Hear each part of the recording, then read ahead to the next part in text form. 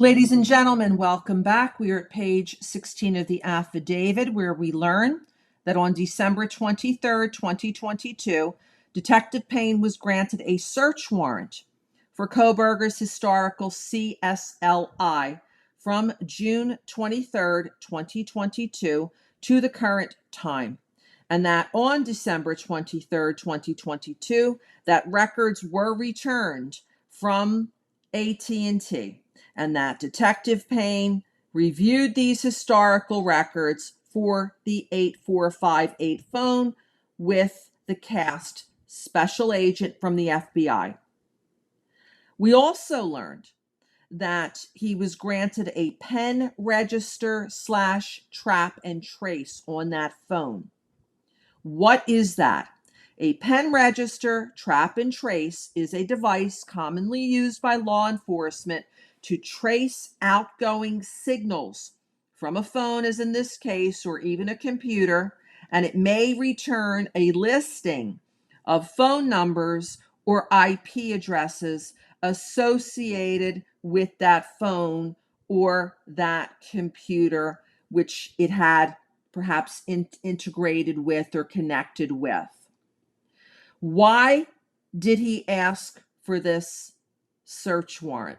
He states here that he was looking to see if Kohberger stalked any of the victims in this case prior to the offense, if he conducted surveillance on the King Road residence, if he was in contact with any of the victims' associates, any locations that may contain evidence of the murders that occurred, the location of the white Elantra registered to Mr. Kohberger, as well as the location of Mr. Kohberger himself. Now, please note that on this page, Detective Payne specifically states he's looking for information to determine if Kohberger stalked any of the victims. Earlier this year, April of 2024, the prosecutor in this case, Bill Thompson, stood up in open court and made a statement to the effect that there was no evidence that Mr. Kohberger stalked a victim in this case. This page goes on to state that on December 23rd, 2022, after he received this information and consulting with the cast special agent, that he was able to determine estimated, not exact, but estimated locations for the 8458 phone from June 2022 to the present time, and that the record showed that this phone utilized cellular resources that provide coverage to the area of the 1122 King Road property on at least 12 occasions prior to November 13th, 2022, and that all of these occasions, except for one, occurred in the late evening and early morning hours of their respective dates.